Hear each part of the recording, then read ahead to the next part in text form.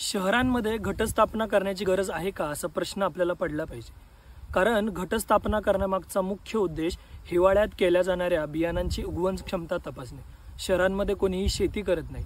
जेव्हा घट बटवण्यासाठी लागणार पळसाची पानं, त्याच्यावर लागणारी माती आणि आंब्याचे ढाळे गावांमधून सर्रास तोडून शहरात आणले जातात। त्यामुळे गावातल्या वनस्पतींचं प्रदूषण तर होतच, परंतु हा तयार झालेला सगळा कचरा गटारांमध्ये टाकला जातो, त्याचं कुठेही रिसायकल होत नाही। सण उत्सव साजरे करायचे नाहीत का, तर ते 100% केलेच पाहिजेत, कारण त्यामुळे आपली संस्कृती आणि त्यामागचं विज्ञान जिवंत राहतं। पण कुठलीही माहिती नसताना, त्याच्यामागचं शास्त्र माहिती नसताना आंधळेपणाने सण साजरे करणे हे कितीपत योग्य आहे। शिवाय आपला प्रत्येक सण आणि उत्सव हा निसर्ग राखण्यासाठी आणि संवर्धन करण्यासाठीच तयार केलेला आहे। मग आपण आपले सण साजरे करताना निसर्गाचं शोषण करतोय का, हा प्रश्न आपण स्वतःला विचारला पाहिजे।